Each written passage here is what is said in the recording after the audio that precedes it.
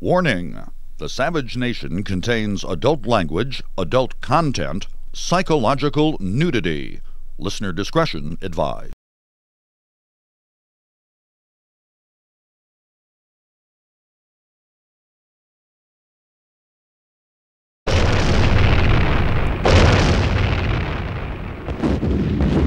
And now, it's Northern California's most popular radio talk show host, Michael Savage.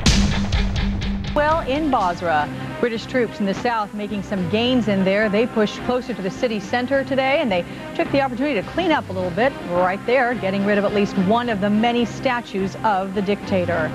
You can get the latest headlines every 15 minutes at the top of the hour, at 15 minutes after half past, as well as 45 minutes after the hour, right here on MSNBC, or anytime on the web at iraq.msnbc.com for tons of interactives, in-depth analysis, slideshows, and video.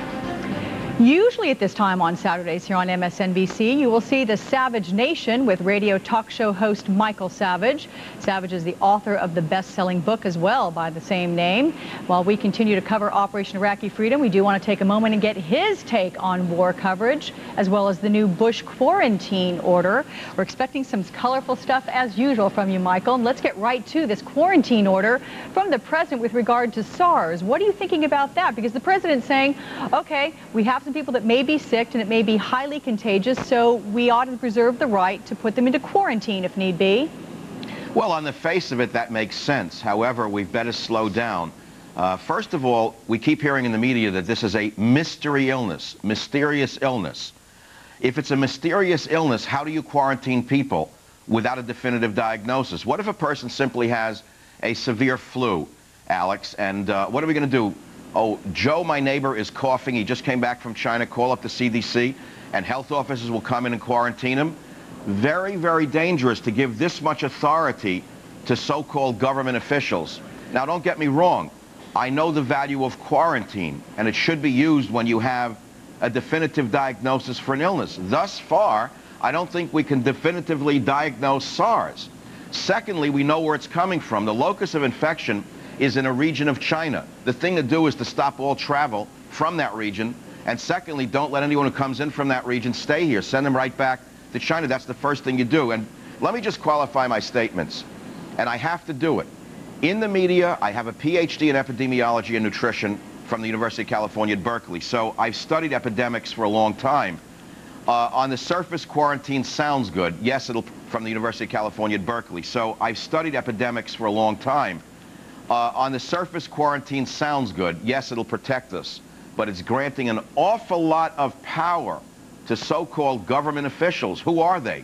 How are they going to diagnose the illness? Those are my concerns, Alex. All right, but Michael, you know what you're talking about. You have this degree in epidemiology and nutrition as well. So to what extent do we need to worry about the individual person versus the good of the whole population here? Aha, great question. It's the one that civil libertarians would love to answer, Alex. This is a classic case for the ACLU, who I detest. But the fact of the matter is, I can guarantee you that people are going to challenge the government's order to quarantine them on a civil liberties basis. First of all, how do you know I have the illness? How many days have you taken to determine whether I really have it? Do you really have the right to quarantine me? We should quarantine people with illnesses that we know are transmissible.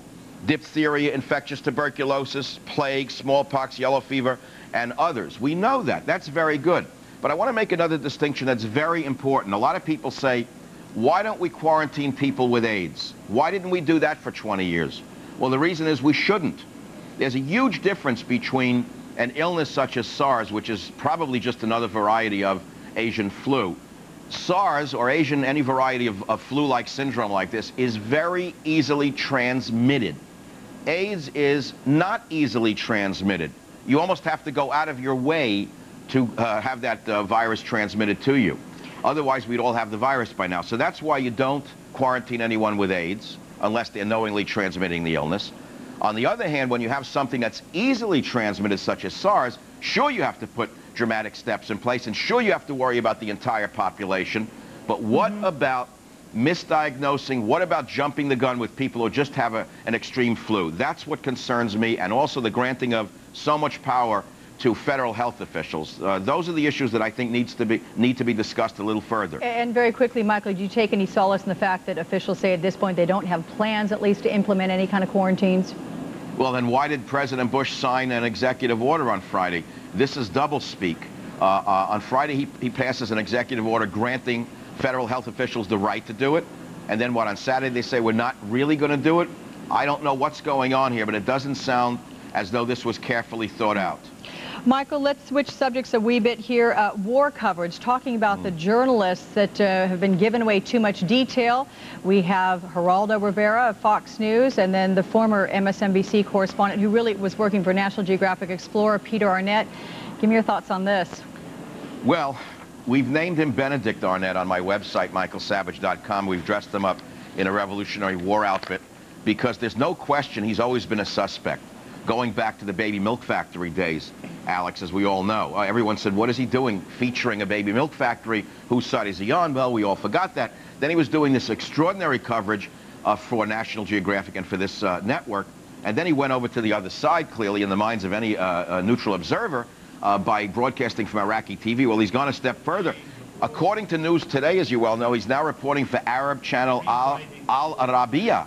This would be the equivalent, in my mind, of World War II. An American reporter gets fired for some kind of seditious statement or borderline seditious statement, and then he resurfaces working for German television, German national television, reporting directly to Goebbels. Something is very wrong with this picture, at least in my mind. What about Geraldo Rivera? You mean drawing sand castles in the sand? Geraldo has a thing with the sand, I guess. Where is he? Has anyone seen him? Is he doing Coppertone ads now? I don't know where Geraldo is. But this sand castle stuff was, we're here, and we're going to be moving out there. We have a supply line over there, but I'm not giving anything away. And here we are. The coordinates are, I mean, what was he thinking? What is he doing here? I haven't any idea why he did this, but this is the man who promised the world that he would show us Al Capone's treasures. I think we're still looking for them. You know what? I want to ask you, though, about the response to both of these men. Diametrically different responses by the networks. NBC, MSNBC fires Peter Arnett from their coverage. Fox News maintains Geraldo Rivera. Talk about that. Well, look, I'm not here to defend Geraldo. He's gotten very far on his nerve and his daring. But the fact of the matter is, I think there's a big difference between what Arnett did, which was knowingly doing it, knowingly going and broadcasting on Iraqi TV. What Geraldo did was just push the envelope a little bit. I don't think Geraldo wanted to give away any true positions. I frankly think he was caught up in the moment to look at what was going on, and he probably didn't even realize the danger he might have been putting his troops in. But I want to raise another issue that nobody in the media has raised, so far as I know, Alex. What about the amount of men, our troops, who have to protect these embedded journalists? Is it one man, two men who are protecting them? Does that diminish our fighting strength? Does anyone ask this question? Is it not a valid question? These guys are unarmed. They're out in the field of battle. I saw your guy, Arnott. He was doing a great job the other night. RPGs, bullets, whatever. But the fact of the matter is, somebody's protecting these fellows. Isn't it reducing the effectiveness of these platoons? I don't know. Well, but that it can be outweighed by the fact that they are bringing us frontline coverage. Yeah, but like you said before, at what cost? When we brought up the quarantine issue, I mean, at what cost? And I'm a little worried that this may be a little more distracting than we want it to be.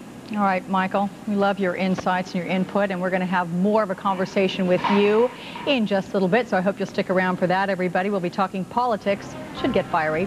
But first, if he is still alive, what is Saddam Hussein's next move? We're going to talk with an expert who knows the Iraqi leader inside and out. Meantime, you're watching our continuing coverage of Operation Iraqi Freedom right here on MSNBC.